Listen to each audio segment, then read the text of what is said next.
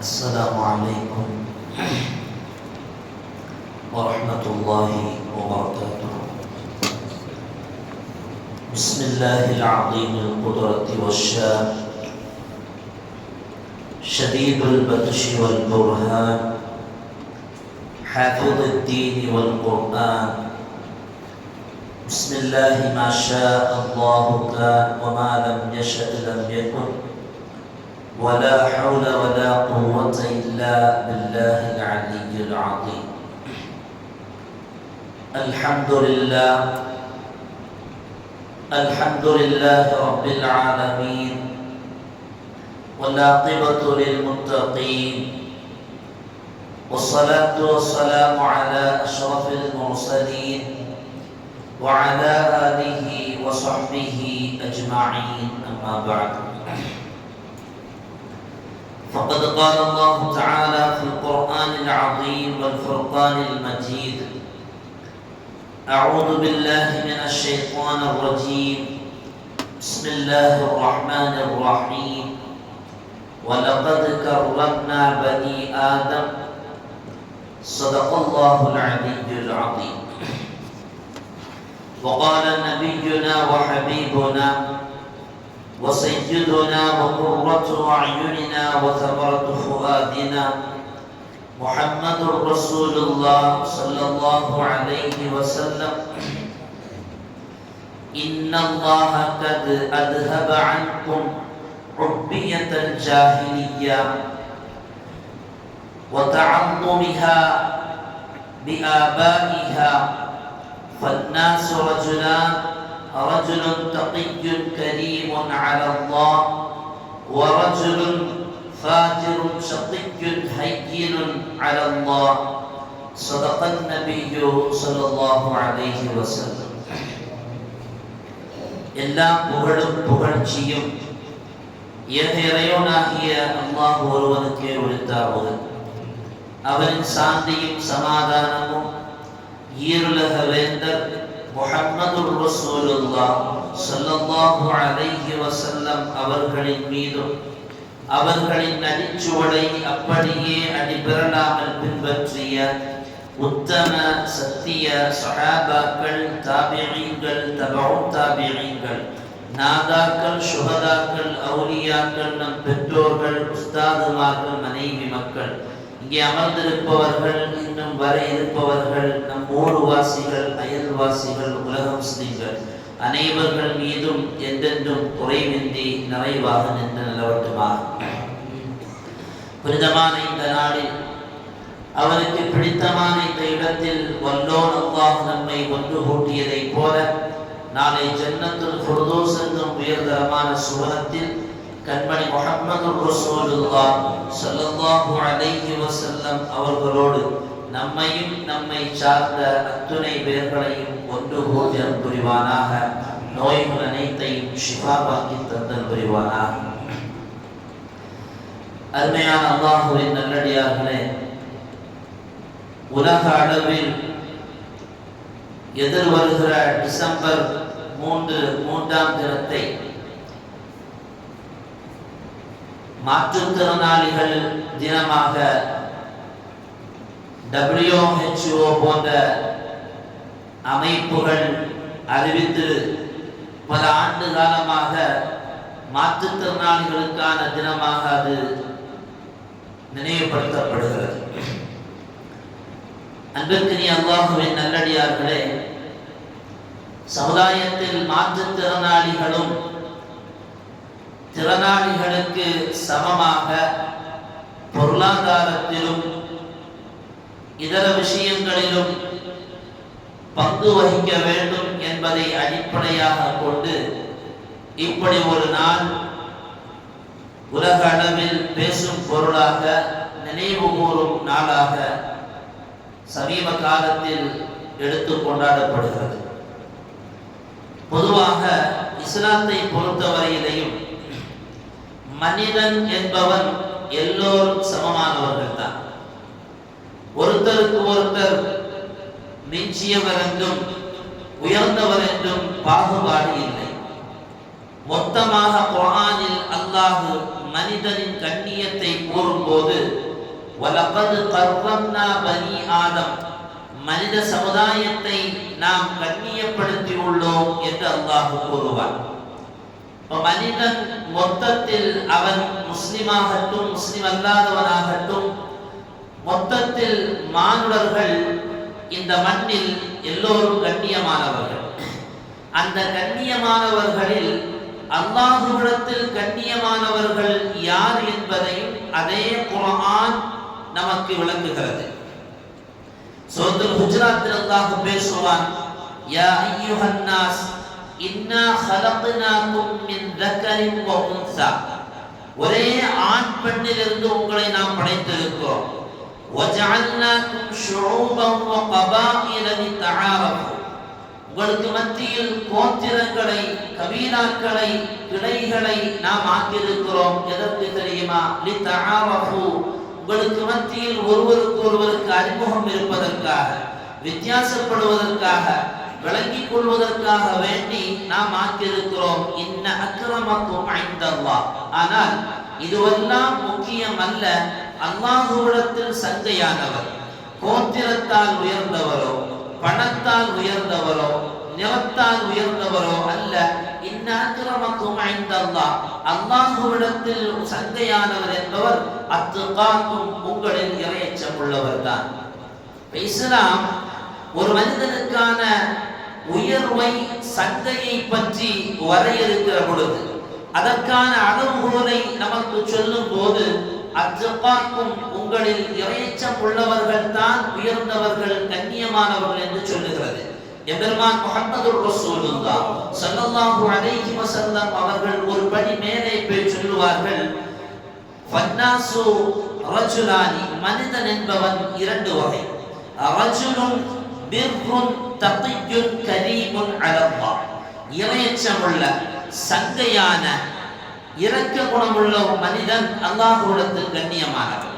அதே நேரத்தில் வரஜுலுன் ஃபாஜிருன் ஷகியுன் ஹய்யுன் அலல்லாஹ், மோசமான கெட்ட குணமுள்ள பாவியாக வாழ்பவர் அல்லாஹ்விடத்திலும் கண்ணியம் இல்லாதவர்.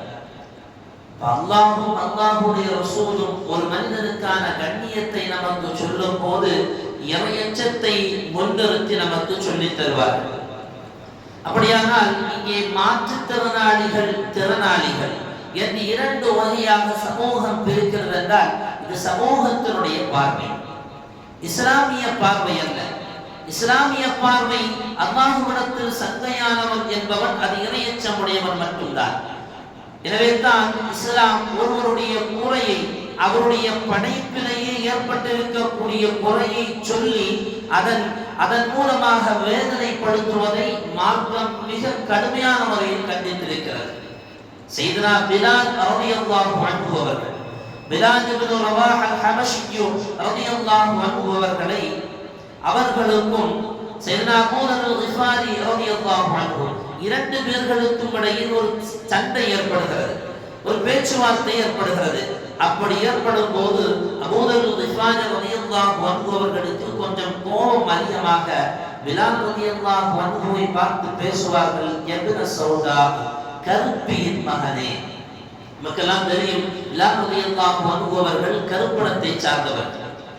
அவர்களை பார்த்து சொல்வார்கள், இப்னு சௌதா, கருப்பியின் மகனை என்று பிலால் ரலியல்லாஹு அன்ஹுவை பார்த்து சொன்னவுடன் உடைந்து போன பிலால் ரலியல்லாஹு அன்ஹு பெருமானாருடைய சபைக்கு வந்து சொல்லுவார்கள், யா ரசூலல்லாஹ், இன்னவெல்லாம் நடந்தது, கடைசியாக என்னை பார்த்த அபூ தர் அல்-கிஃபாரி அவர்கள் இப்படி ஒரு வார்த்தையை சொன்னார் என்று முறையிட்ட போது நாயகம் ஸல்லல்லாஹு அலைஹி வஸல்லம் அபூ தர் அல்-கிஃபாரி ரலியல்லாஹு அன்ஹுவை அழைத்து கேட்பார்கள், யா அபா தர் அஅய்யர்தஹு பி உம்மிஹி, நீங்கள் பிலாலுடைய உம்மாவை இழிவாக பேசினீர்களா? அப்படி பேசியிருந்தால் இன்னக இம்ருஉன் ஃபீக ஜாஹிலியா, உங்களிடத்தில் அறியாமை காலத்தினுடைய குணம் கூடியிருக்கிறது என்பதை விளங்கிக் கொள்ளுங்கள் என்றார்கள் முஹம்மது ரசூலுல்லாஹ். அறியாமை காலம் என்று பெருமானார் அவர்கள் ஒற்றை வார்த்தையில் சொன்னார்கள். ஆனால் அறியாமை காலம் அவ்வளவு கொடூரமானது. மனிதனை மனிதனாக மதிக்காத காலம், பெண்ணுக்கான மரியாதை கொடுக்கப்படாத காலம், பெண்ணினம் என்கிற ஒரு சமூகத்தை அழித்து ஒழித்து வந்த காலம், பெண் என்று சொன்னாலே அவள் நமக்கு பணிவிடை செய்வதற்காக வேண்டி படைக்கப்பட்ட அடிமையாக பார்க்கப்பட்ட காலம்.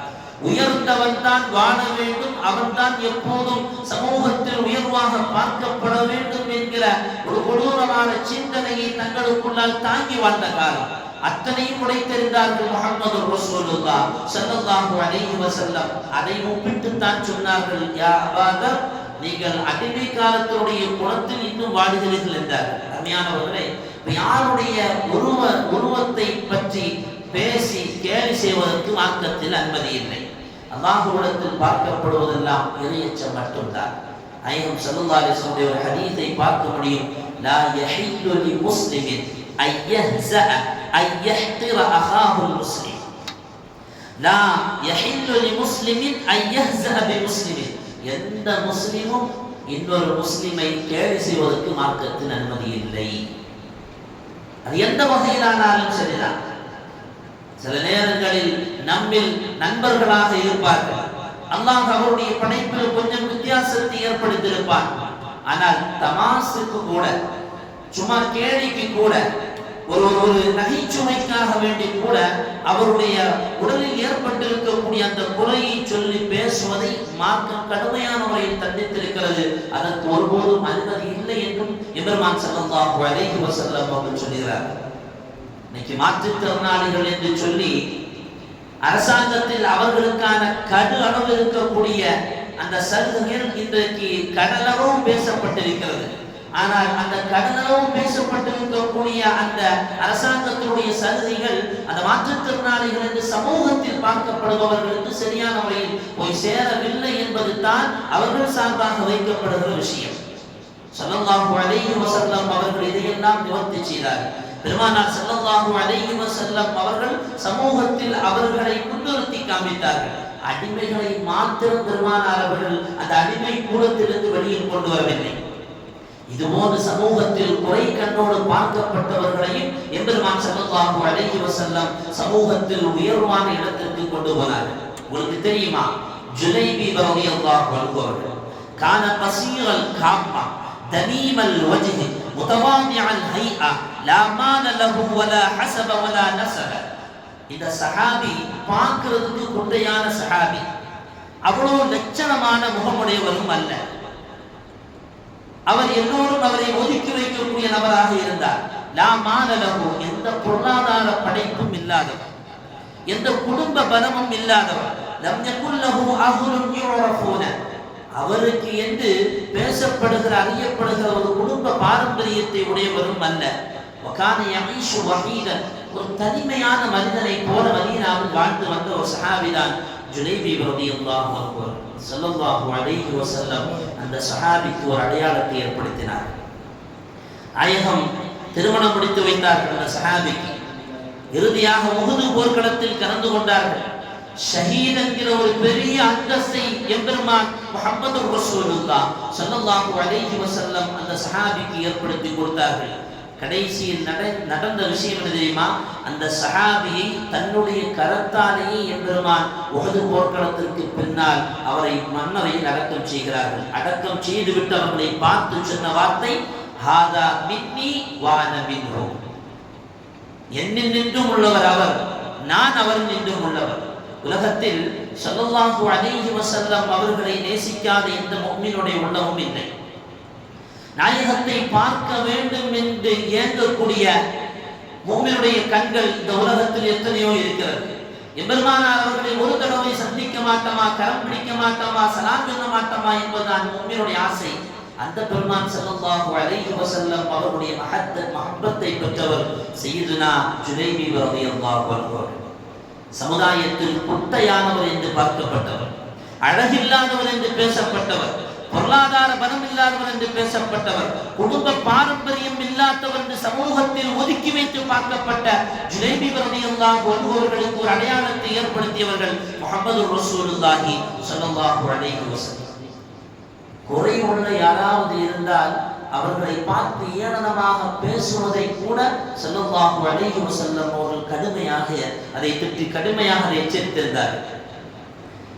இன்னைக்கு குடும்பங்கள்ல, ஊர்கள்ல, ஹாஸ்டல்கள்ல அல்லது இது போன்ற இடங்களில் எல்லாம் இது போன்ற ஏதாவது ஒரு படைப்பில் குறை இருந்தால் அவர்களை கேலி செய்வது என்பது சர்வசாதாரணமாகிவிட்டது. அதனால் எத்தனையோ பேர்கள் தங்களுடைய உயிர்களையும் மாய்த்திருக்கிறார்கள். அதே நேரத்தில் தன்னை கேலி செய்கிறான் என்று சொல்லி அவனுக்கு பாடமாக, அவனுக்கு ஒரு ரோல் மாடலாக நாம் மாற வேண்டும் என்கிற வைராக்கியத்தோடு முன்னேறியவர்களும் வரலாற்றில் உண்டு. சமீபத்தில் கத்தரில் நடந்த ஃபுட்பால் மேட்சை துவங்கி வைத்தவர் ஒரு மாற்றுத்திறனாளி குர்ஆனை ஓதி துவங்கி வைத்தார் என்று நாம் பத்திரிகைகளில் பார்த்திருக்கிறோம். ஒரு மருத்துவர் யூசுப் அப்துல்லா என்று சொல்லப்படுகிற அந்த மருத்துவர் கையில்லை, ஆனால் காலாலேயே MBBS பட்டத்தை பெற்று படித்து சிறந்த மருத்துவராக சமூகத்தில் வழங்கி வருபவர்.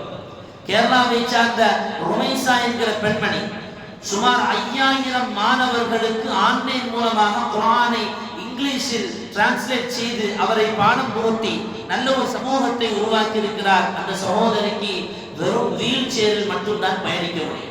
இப்படியும் வைராக்கியத்தோடு வாழ்கிற மாற்றுத்திறனாளிகளும் உண்டு. அதே நேரத்தில் சமூகத்தில் நாம் ஒதுக்கப்படுகிறோம், நெருக்கப்படுகிறோம், நம்மை பற்றி தவறாக பேசப்படுகிறது என்கிற ஒரு மன அழுத்தத்தில் ஒதுங்கி போபவர்களும் உண்டு. ஸல்லல்லாஹு அலைஹி வஸல்லம் அதை மறுத்தார்கள், எதிர்த்தார்கள். அப்துல்லாஹ் பின் மஸ்ஊத் ரலியல்லாஹு அன்ஹு என்கிற சஹாபி மிகப்பெரிய மார்க்க அறிஞர் மட்டுமல்ல, ஹதீஸுகளை வல்லுநராக பெருமானார் அவர்களிடத்திலிருந்து அதிகமான ஹதீஸை அறிவித்த சஹாபி அப்துல்லாஹ் பின் மஸ்ஊத் ரலியல்லாஹு அன்ஹு. நாயகத்தால் நல்ல வார்த்தைகளை கொண்டு சோபனம் பெற்ற சஹாபி. நாயகம் சொன்னார்கள், யா உலைன் இன்னக குலாமுன் முஅல்லம், நீ கற்கப்பட்ட சிறுவன் என்று சொல்லிவிட்டு நாயகம் சொன்னார்கள், மன் அராத அன் யக்ரா அல் குர்ஆன் ரஸ்ஸன் கமா உன்சில, குர்ஆன் இறக்கப்பட்டதை போலவே அந்த குர்ஆனை ஓத வேண்டும் என்று யாராவது விரும்பினால் ஃபல்யக்ரஹு அலா கிராஅத்தி இப்னி உம்மி அப்த், அப்துல்லாஹ் இப்னு மஸ்ஊதுடைய கிராத்தை பின்பற்றி நீங்கள் ஓதிக்கொள்ளுங்கள் என்றார்கள் முஹம்மது ரசூலுல்லாஹ் ஸல்லல்லாஹு அலைஹி வஸல்லம். இதே சஹாபி தான் ஒரு சூரத்துல் அன்ஆம் என்று நினைக்கிறேன், மிகப்பெரிய சூரா. அந்த சூரா இறங்கிய போது நாயகம் அப்படியே ஓதினார்கள் சமூகத்தில். அந்த சஹாபி பெருமானார் அவர்கள் ஓதுவதை கேட்டுவிட்டு திரும்ப யா ரசூலல்லாஹ் நீங்கள் ஓதி இந்த சூராவை உடனே நான் ஓதட்டுமா என்ற போது நாயகம் ஓதச் சொன்னார்கள். ஒரு பிழை இல்லாமல் சுமார் 1.25 ஜுஸு நெருக்கம் வருகிற அந்த ஜுஸுவை, இந்த சூராவை அப்படியே ஓதி காமித்தார்கள். அப்துல்லாஹ் பின் மஸ்ஊத் ரலியல்லாஹு அன்ஹு அவர்கள் உடல் அமைப்பில் கொஞ்சம் மாறுபட்டவர், பார்ப்பதற்கு ரொம்ப மெல்லியாகவும் ரொம்ப ஒல்லியாகவும் அவருடைய கால்கள் எல்லாம் ரொம்ப மெலிசாகவும் இருக்கும். இந்த சஹாபி ஒரு தடவை மரத்தில் ஏறி பழம் பறிக்கிறார்கள். சஹாபி தன்னோட வந்து அந்த சஹாபாக்களுக்காக வேண்டி பழத்தை பறித்து கொடுப்பதற்காக வேண்டி முற்படுகிறார். அப்படி ஏறி பறிக்கும் போது கீழே நின்ற சில சஹாபாக்கள் சிரித்தார்கள். அப்படி சிரித்த உடனே நாயகம் வந்தார்கள், வந்து கேட்பார்கள், மா தத்ஹக்கூன, எதுக்கு சிரிக்கிறீங்கன்னு கேட்டாங்க. ரசூலுல்லாஹ் கீழே நின்ற சஹாபாக்களை பார்த்து கேட்டார்கள், எதுக்கு சிரிக்கிறீங்க?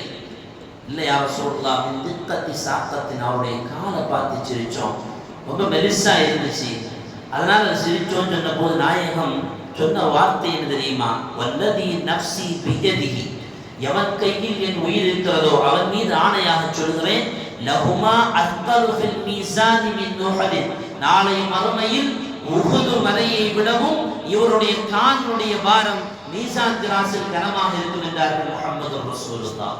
அருமையானவர்களே, நம்முடைய அமல்கள் மீசான் திராசில் தட்டில் கனமாக இருக்க வேண்டும் என்று துஆ செய்கிறோம், ஆசைப்படுகிறோம் அல்லவா? ஒரு சஹாபியினுடைய காலை பற்றி நாயகம் சொல்லும் போது அவருடைய காலினுடைய பாரம் நாளை மீசான் திராசில் கனமாக இருக்கும். அதுவும் சாதாரணமல்ல, உஹது மலையை விட. பெருமானார் அவர்கள் யாருடைய உருவத்தை கேலி செய்வதற்கு நாயகம் ஒருபோதும் அனுமதிக்கவில்லை. கிடைக்கிற கேப்புகளில் எல்லாம் சிக்ஸ் அடிப்பது என்பதை போல கிடைக்கிற கேப்புகளில் எல்லாம் நாயகம் ஸல்லல்லாஹு அலைஹி வஸல்லம் அவர்கள் அப்படி ஒரு நிலை ஏற்படும் போது நாயகம் அவர்களை பற்றி புகழ்ந்து பேசினார்கள். பெருமானார் ஸல்லல்லாஹு அலைஹி வஸல்லம் அவருடைய காலத்தில் மட்டுமல்ல, அதற்கு பின்னால வாழ்ந்த எத்தனையோ மார்க்கறிஞர்கள், ஒருத்தருக்கு அல்லாஹ் இல்ம கொடுத்தான் வைங்களேன், ஒருத்தருக்கு மார்க்க ஞானத்தை கொடுத்தா அல்லாஹ் அவரை எங்கேயோ கொண்டு போயிடும். அவருடைய கண்ணியத்தை அல்லாஹ் சமுதாயத்தில் மிகப்பெரிய அளவிற்கு கொண்டு போய் விடுவார். அவர் ஊனமுற்றவராக இருந்தாலும் சரி, கண் பார்வை இல்லாதவராக இருந்தாலும் சரி, அல்லது குஷ்டரோகத்தினால் பாதிக்கப்பட்டவராக இருந்தாலும் சரி, அந்த இல்முடைய பரக்கத்து அல்லாஹ் அவரை எங்கேயோ கொண்டு போய் விடுவார். மக்கள் மத்தியில் தான் திறனாளிகள், மாற்றுத்திறனாளிகள் என்ற பார்வையை தவிர ரப்பனுடைய ரசூலின் இடத்தில் எந்த விதமான பார்வையும் அப்படி இல்லை. ஒரே பார்வை, இறையச்சம் உள்ளவனாக இருந்தால் அவன் அல்லாஹ்விடத்திலும் அல்லாஹ்வுடைய ரசூலிடத்திலும் கண்ணியமானவன். இல்லையா அவன் ஷக்தியுன், அவன் மோசமானவன். வரலாற்றில் ஒரு பெரிய மார்க்கறிஞர் மக்கமா நகரத்தில் வாழ்ந்தவர். அவர்களை பற்றி சொல்லுவார்கள், கான அத்தா இப்னு ரவாஹி என்கிற அந்த மார்க்கறிஞர் அஸ்வத, கருப்பா இருந்தார். அஹ்வர, கண் பார்வை கொஞ்சம் குறைந்தவராக இருந்தார். அஃதஸ, மூக்கு கொஞ்சம் குட்டையானவராக இருந்தார். அசல்ல, உடம்பு அப்படி கொஞ்சம் தளர்வுற்றவராக இருந்தார். இப்படியெல்லாம் சொல்லிவிட்டு அவரை பற்றி அந்த சமகாலத்தில் வாழ்ந்த மார்க்கறிஞரை சொல்கிறார்கள், அவர்கள் வருகிறார்கள் என்று சொன்னால் மக்கமா நகரத்தில் எழாதவன் கூட எழுந்து நின்று அவர்களை கண்ணியத்தோடு வரவேற்பான். சமூகத்தில் அவர்களுக்கு அவ்வளவு பெரிய மரியாதை இருந்தது. என்ன காரணம் தெரியுமா? வகான திகத்தன் ஃபகீஹன் ஆலிமன் கஸீரல் ஹதீஸ், ஹதீஸை அதிகமாக ஆய்வு செய்தவராகவும் பெரிய மார்க்கறிஞராகவும் சிறந்த ஆலிமாகவும் மக்கமா நகரத்தில் வலம் வந்தவர் தான் இந்த மூக்கு தட்டையாகவும் கண் பார்வை குறைவாகவும் பார்ப்பதற்கு அவ்வளவு அழகும் இல்லாதவரான இந்த ஆலிம் அறிஞர் என்று அவரோடு வாழ்ந்த மார்க்கறிஞரை அவரை பற்றி சொல்லுவார். வரலாற்றில் ஒரு நிகழ்வை பார்க்க முடியும். அவர்கள் வாழ்ந்த காலத்தில் தான் அப்துல் மலிக் இப்னு மர்வான் ஆட்சி செய்தார். இந்த அப்துல் மலிக் இப்னு மர்வான் மக்கமா நகரத்தில் ஆட்சி செய்யும் போது இந்த அத்தா இப்னு ரபாஹி என்கிற இந்த மார்க்கறிஞர் ஹஜ் செய்வதற்காக வேண்டி மக்காவுக்கு வர்றாங்க. வந்தவர் நேரா போய் ஹஜ் எல்லாம் முடிஞ்சதுக்கு பின்னால அப்துல் மலிக் இப்னு மர்வானை சந்திக்கிறார். சந்தித்த போது அவரை சுற்றி குறைஷியருடைய சிறந்த குடும்பத்தார்கள் எல்லாம் அமர்ந்திருந்தார். இந்த அப்துல் மலிக் இப்னு மர்வான் இந்த அத்தா இப்னு ரபாஹி என்கிற மார்க்கறிஞர், மாற்றுத்திறனாளியான இந்த மார்க்கறிஞர் கடந்து வரும்போது தன்னுடைய இருக்கையில் இருந்து எழுந்து வந்த அந்த மார்க்கறிஞரை அதில் உட்கார வைத்து அப்துல் மலிக் இப்னு மர்வான் என்று சொல்லப்படுகிற மக்காவுடைய அந்த கவர்னர் மன்னர் கீழே அமர்கிறார். மக்காவுடைய கவர்னர், மக்காவுடைய பொறுப்புதாரி கீழே உட்காருகிறார். உட்கார்ந்து விட்டு சொல்வார், நீங்க மேலே அமருங்கள் என்பார். வந்த அந்த ஆலிம் மகனார் மேலே உட்காருவார். உட்கார்ந்ததற்கு பின்னால் கேட்பார், உங்களுக்கு என்ன தேவை, எதுக்கு என்ன பார்க்க வந்திருக்கிறீங்க? அப்ப இந்த மார்க்கறிஞர் சொல்லுவார், இத்தகில்லாஹ ஃபீ ஹரமில்லாஹ் வ ஹரமி ரசூலில்லாஹ், அல்லாஹ்வுடைய ரசூலுடைய ஹரமில் நீ அச்சத்தோடு வாழ்ந்து கொள், அதனுடைய பராமரிப்பில் நீ உன்னுடைய கவனத்தை செலுத்திக் கொள். வத்தகில்லாஹ ஃபீ அவுலாதில் முஹாஜிரீன் வல் அன்சார், முஹாஜிர் அன்சார் என்கிற சஹாபாக்களுடைய பிள்ளைகள் விஷயத்தில் நீ கவனமாக இருந்து கொள். காரணம் என்ன தெரியுமா? ஃபஇன்னக பிஹிம் ஜலஸ்த ஹாதல் மஜ்லிஸ், நீ இப்படி அந்தஸ்தா உட்கார்றதுக்கே அந்த முஹாஜிர் அன்சார் சஹாபிகளுடைய பிள்ளைகள் தான். ஒரு ஆட்சியாளனை பார்த்து நாமெல்லாம் இன்றைக்கு சமுதாயத்தில் ஊனமுற்றவர் அல்லது மாற்றுத்திறனாளிகள் என்று பேசுகிறோமே, அதே மாற்றுத்திறனாளித்தான் ஒரு ஆட்சியாளனை பார்த்து பேசிய வார்த்தை, அல்லாஹ்வை பயந்து கொள், அல்லாஹ்வுடைய ரசூலை பயந்து கொள். முஹாஜிர் அன்சாரிகளான சஹாபிகளுடைய பிள்ளைகள் விஷயத்தில் நீ நல்ல முறையில் நடந்து கொள் என்று சொல்லிவிட்டு சொல்லுவார், இந்த ஹரமை சுற்றி அதனுடைய எல்லை பகுதியில் இராணுவர்களாக இந்த ஹரமை பாதுகாக்கக்கூடிய இராணுவ வீரர்களுடைய விஷயத்திலும் நீ அல்லாஹ்வை பயந்து கொள். காரணம், நாளைக்கு நீ அரசனாக இருப்பதனால், நீ பொறுப்புதாரியாக இருப்பதனால் நீ மட்டும் தனியாக மறுமையில் கேள்வி கேட்கப்படுவாய்.